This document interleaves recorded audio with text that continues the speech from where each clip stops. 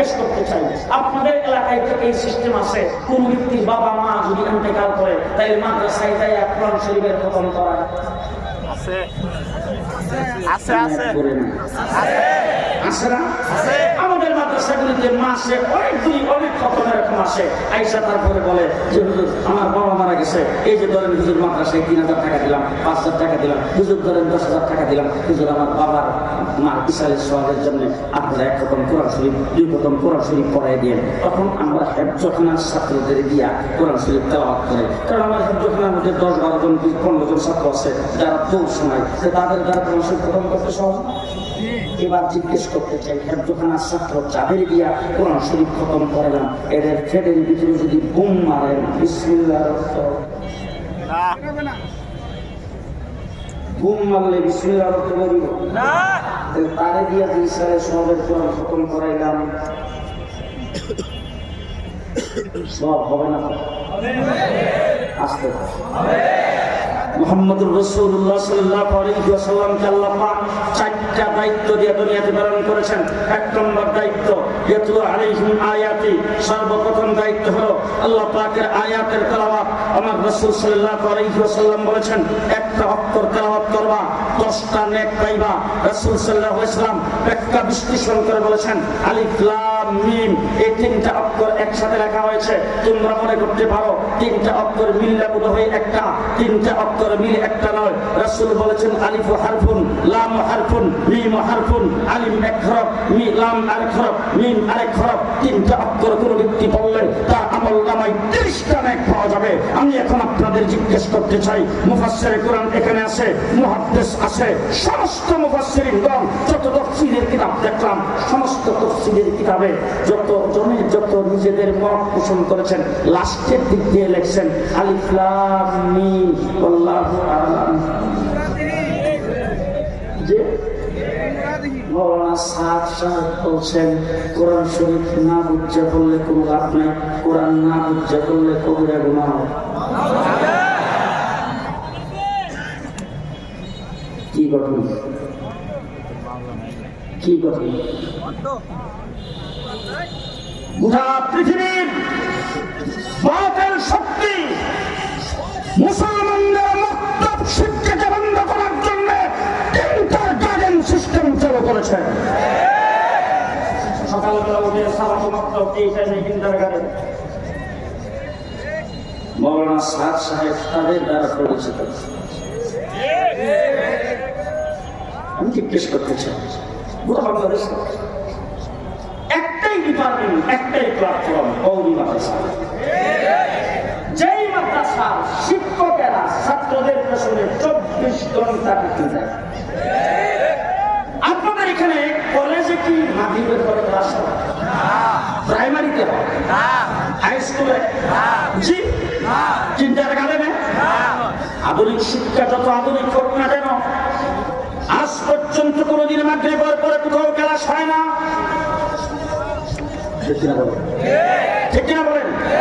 আমার মাদ্রাসায় যায় দেখেন মাগরিবের পর ক্লাস হয়, জি এশার পর শেষ রাতে, বিশেষ রাতে এশার করেন না। হেফজখানার যে সময়টা, এই সময়টা হেফজখানার ছাত্রদের সাথে হেফজখানার শিক্ষক, মক্তবের ছাত্রদের সাথে মক্তবের শিক্ষক, কিতাবখানার ছাত্রদের সাথে কিতাবখানার শিক্ষক। ছাত্ররা ঘুমিয়ে গেছে, সেখানেও শিক্ষক ডিউটি করে। ঠিক কিনা বলেন? একমাত্র শিক্ষা, একমাত্র বিদ্যালয়, একমাত্র শিক্ষার প্ল্যাটফর্ম কওমি মাদ্রাসা। 24 ঘন্টা ছাত্র ছাত্রীদের পেছনে শিক্ষক ডিউটি করে, শিক্ষক দায়িত্ব পালন করে, মসজিদ ইমামতি করে, 5 ওয়াক্ত নামাজ পড়ায়। বাকি কোনো কাজ করা তার জন্য যেন মানে তার কাজের মধ্যে রুটিন নাই। তার কারণ হলো ফজরের নামাজ পড়াইছে, ফজরের নামাজের পরে এরপরে পড়াবে মক্তব, তারপরে আবার দিনই দায়িত্ব আছে, মাদ্রাসায় পড়ায়, এরপরে আবার যে জোহরের নামাজ টাইম মতো যাইতে হবে, নাইলে আবার সমস্যা, টাইম মতো নামাজ পড়াবেন। একমাত্র ইমাম সাহেবেরা যে টাইম মেইনটেইন করে সেটা বাংলাদেশে আর কেউ করে না। মুহাম্মদুর রাসূলুল্লাহ সাল্লাল্লাহু আলাইহি ওয়াসাল্লাম এখানে আছে। আমি তো আসলে ছোট মানুষ। আমার রাসূল সাল্লাল্লাহু আলাইহি ওয়াসাল্লাম যুদ্ধের ময়দানে যাওয়ার পরে, যুদ্ধ করার পরে, যুদ্ধে যুক্ত হয়ে যে গনিমতের মাল পেটে সেই মালের দ্বারা মুজাহিদেরা যারা যুদ্ধে অংশগ্রহণ করেছেন রাসূল তাদেরকে ভাতা প্রদান করছেন। ঠিক কিনা বলেন? খোলাফায়ে রাশিদিন বেতন সিস্টেম চালু করেছেন। চারু মাযহাবের ইমাম মসজিদে ইমামতি করে, মাদ্রাসায় পড়ায়া, যেহেতু তার সুগুল এইটা, যেহেতু তার কাজ এইটা, 24 ঘন্টা সে এখানে খাটাখাটনি করবে। এখন তার সংসার চলতে হবে, তার ছেলে মেয়েরা খায়া থাকতে হবে। এই জন্য ভাতা সিস্টেম জায়েজ বলে তারা প্রত্যেক ইমাম সাহেবরা সেই ভাতা সিস্টেম চালু করেছেন। আমাদের মৌলানা সাহেব বলছেন মসজিদে ইমামতি করে, মাদ্রাসায় পড়ায়া যদি কেউ বেতন নেয় সে বেতনটা হলো বেশার উপার্জনের চাইতেও খারাপ।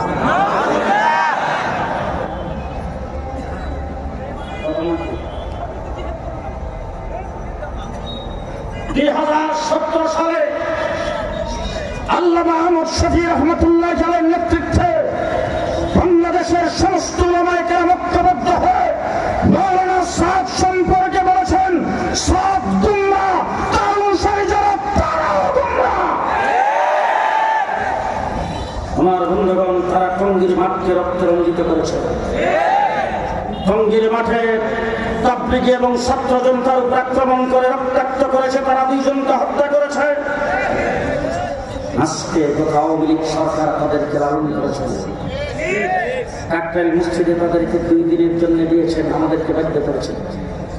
টঙ্গী ইস্তেমার মাঠে তাদেরকে 2য় পর্ব দিয়ে আসতে। এখন তারা বাইতুল মুকাররমের সামনে সমাবেশ করেছে, মানববন্ধন করেছে, প্রেস ক্লাবের সামনে আমাদেরকে গালি দিয়েছে আমরা পাকিস্তানি রাজাকার। আওয়ামী লীগ সরকারকে বলেছে আমরা আপনাদের সাথে আছি। গোপন সূত্রে আমার কাছে খবর আছে, তারা দাইয়া লেডি প্রধানমন্ত্রীকে বলছেন 40 লাখ বুড়ার আছে আমাদের সব নৌকা। আজকে যখন আওয়ামী লীগ সরকার আমাদের লাঠি ডান্ডার বাড়ি খেয়ে দেশ থেকে যখন উৎখাত হয়েছে, তাদেরকে যখন আমরা বিদায় করেছি, এখন অন্তর্বর্তীকালীন সরকারের কাছে দেখো এরা হইল আওয়ামী লীগের দল, আমরা হইলাম খাঁটি আওয়ামী বিরোধী।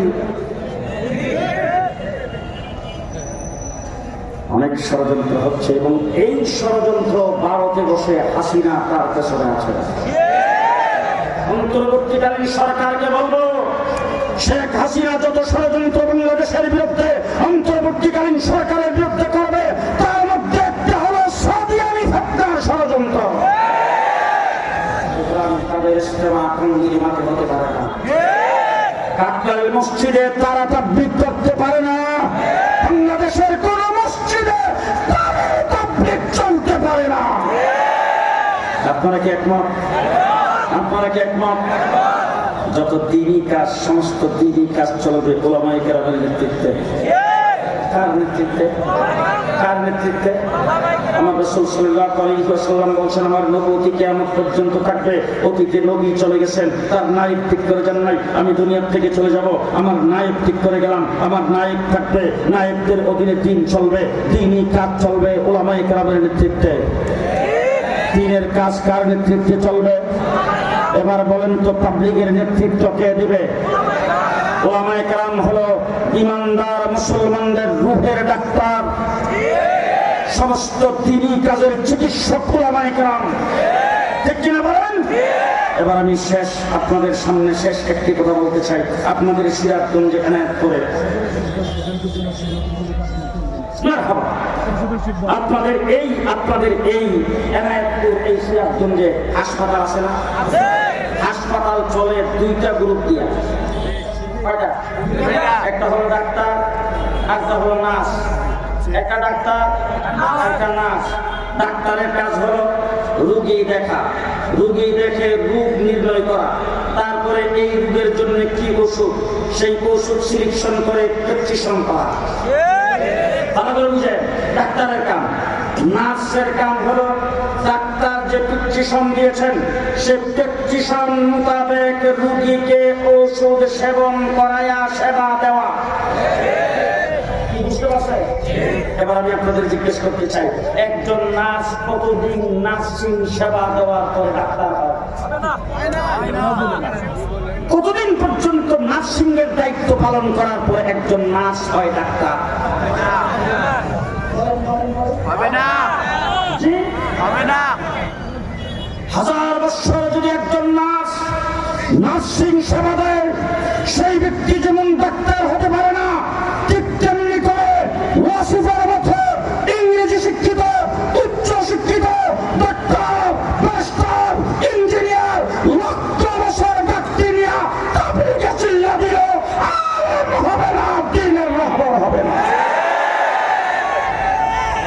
কথা কথাই বলে আমরা লোক আলেম আছে, আমরা বলি আমরা আলেমদের সাথে আছি। আপনারা কার সাথে? কে কে আলেমের সাথে আছেন? হাত ওঠান। আপনারা সবাই আলেমদের সাথে আছেন তো? আলেমদের সাথে আছেন তো? সর্ব অবস্থায় জান এবং মাল দিয়ে যা কিছু আছে তাই নিয়ে উলামা পরিষদকে সহযোগিতা করতে কে কে প্রস্তুত? হাত উপরের দিকে উঠিয়ে দেন। সবাই প্রস্তুত আছেন? সবাই প্রস্তুত আছেন? এই ডান হাত, ডান হাত, ডান হাত উঠে রাখেন, ডান হাত, ডান হাত উঠে রাখেন, ডান হাত। দেখি হাত উঠে রাখেন, দেখাবেন যারা দাঁড়ানো বিএনপির হাত উঠাইছেন না।